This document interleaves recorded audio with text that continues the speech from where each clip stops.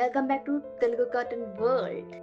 అమృత, సీత మంచి స్నేహితులు. వీరిద్దరూ కలిసి రోజు స్కూల్కి వెళ్తూ ఉండేవారు. మార్గ మధ్యంలో ఒక తాత చెట్టు కింద కొయ్య బొమ్మలు చేస్తూ ఉండేవాడు.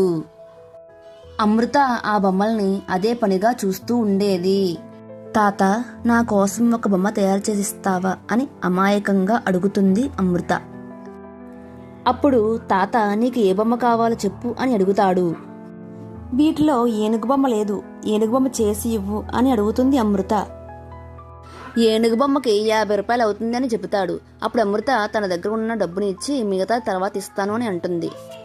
మిగతా డబ్బు ఏనుగు బొమ్మ తయారయ్యకి ఇస్తాను తాతయ్య అనుకుంటూ వెళ్ళిపోతుంది. మిగిలిన డబ్బును వాళ్ళ నాన్న తన అవసరాల కోసం ఇచ్చిన డబ్బును దాచుకునేది. బొమ్మను తయారు చేసి అమృతకు రాక కోసం ఎదురుచూస్తున్నాడు తాతయ్య. దాచుకున్న డబ్బును ఇచ్చి ఏనుగు బొమ్మను తీసుకెళ్తుంది. మరుసటి రోజు ఏనుగు బొమ్మను తెచ్చి ఇచ్చేస్తుంది. ఎందుకు ఇచ్చేస్తున్నావని తాతయ్య అడిగగా, నా స్నేహితురాలు సీత స్కూల్ ఫీజు కట్టలేదని నా దగ్గర ఎంతో ఏడ్చింది, అందుకే ఈ బొమ్మను మీరు తీసుకుని వేరే వాళ్ళకి అమ్మేసి 50 రూపాయలు ఇస్తే నా స్నేహితురాలు సీత ఫీజు కట్టేస్తాను. దానికి అమృత మంచితనం గమనించిన తాతయ్య తిరిగి బొమ్మను అమృతకి ఇచ్చేస్తాడు. దానికి అమృత ఆనందంతో కేరింతలు కొడుతూ బొమ్మతో ఇంటికి వెళ్ళిపోయింది.